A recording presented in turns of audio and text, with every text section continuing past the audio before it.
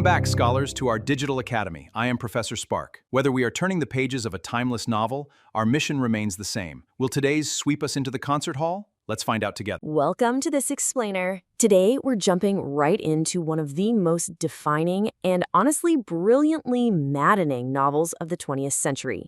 We're talking about Joseph Heller's 1961 masterpiece, Catch-22. We're going to unpack the incredible themes of this book, set right in the middle of the chaotic final years of the Second World War. We follow Captain John Yossarian. He's a U.S. Army Air Forces bombardier stationed on the fictional island of Pianosa. But here's the kicker. Unlike your traditional war hero, Yossarian's main objective isn't some glorious victory over the enemy. His main goal, literally just trying to stay alive. Okay, let's dive into this, because this question right here hits the nail on the head. Have you ever been trapped by a rule that makes absolutely no sense?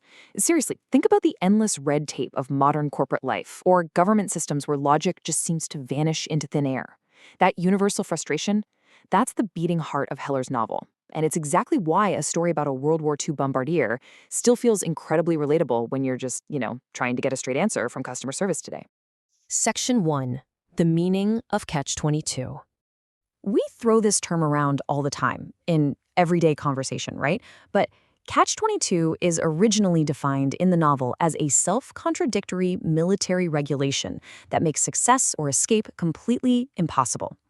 This is Yossarian's daily nightmare. He's totally convinced everyone is trying to kill him. And yeah, enemy fire is to be expected, for sure, but the true, inescapable danger actually comes from his own superiors.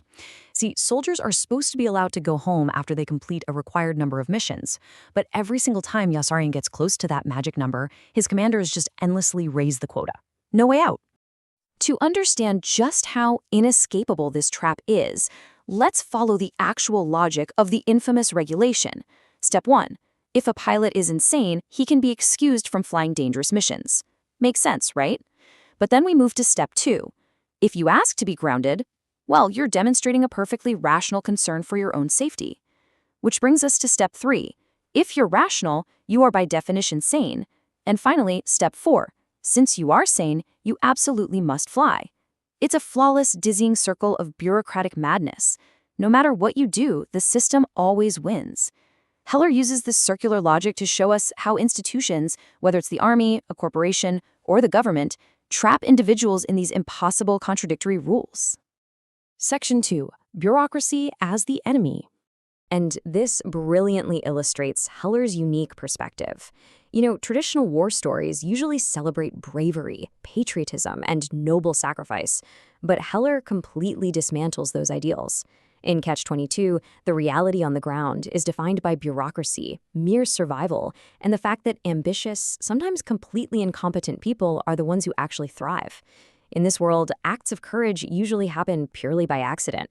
Heroism just becomes another story that institutions spin to justify their endless demands for your sacrifice. Heller actually argues that the greatest insanity happens behind the front lines. The real enemy here isn't Germany, it's bureaucracy itself. You've got officers pursuing their own promotions instead of military victory. You have administrators valuing sterile statistics over actual human lives. Every officer is basically just following regulations, which conveniently lets them avoid any personal responsibility. Because nobody is personally guilty and everyone is merely obeying procedures, these terrible, devastating decisions are made without a single individual ever having to accept the blame. The war basically becomes this self-preserving machine. Which brings us to one of the novel's most unforgettable characters, Milo Minderbinder, and his guiding principle, everyone has a share. Milo builds this enormous international business syndicate right in the middle of wartime. Heller uses Milo to show us exactly what happens when profit completely replaces ethics.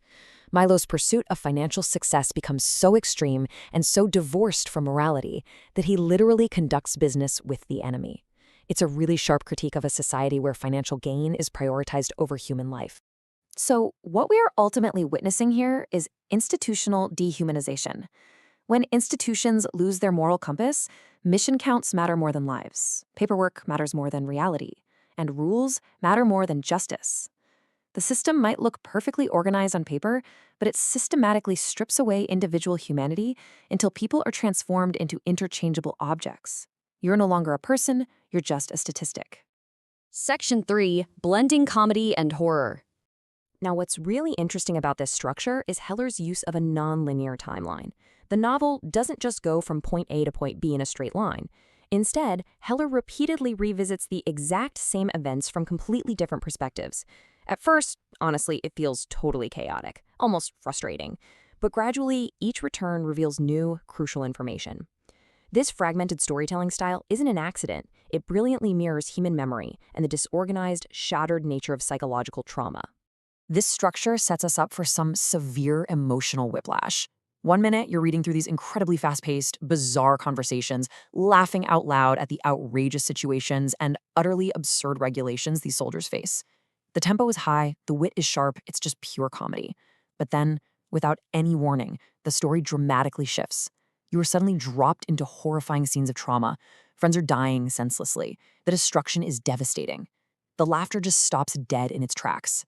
This jarring shift perfectly captures the total unpredictability of war, making the tragedy feel that much more profound, precisely because you were just laughing moments before. At its emotional core, Catch-22 is really about mortality and the deep fear of death. Yossarian is often judged by the others as cowardly because he's so desperate to survive, but Heller turns that expectation completely upside down. Yossarian argues that wanting to live isn't cowardice at all. On the contrary, treating death as something noble or just blindly accepting it as an inevitable part of the bureaucratic machine, that is the truly irrational behavior. His desperate refusal to die isn't running away. It's a profound, completely rational affirmation of life's supreme value. Section 4. Reclaiming our humanity. So the crucial point is the stark contrast between the system's demands and Yossarian's choices. The system demands endless obedience to procedures, while Yossarian chooses to completely reject the military bureaucracy. The system wants you to become a meaningless statistic. Yossarian chooses to affirm his own personal conscience. The system demands you sacrifice your life for arbitrary, ever-changing goals. Yossarian chooses escape and freedom. He makes this incredibly inspiring decision to simply refuse to participate in the absurdity any longer. And that right there is the novel's lasting legacy. It represents one of literature's strongest affirmations of personal integrity. Heller is basically suggesting that true freedom begins the very moment individuals stop accepting absurd rules simply because an authority figure demands obedience. For more than 60 years, this insight has remained a remarkably powerful critique of blind obedience in any modern institution, showing us exactly how systems can trap us in these impossible dilemmas. Which leaves us with a rather uncomfortable but absolutely necessary thought to close on. Think about your own workplace, your own institutions, your daily routines. What absurd rules are you blindly following? And are you simply a statistic in someone else's system?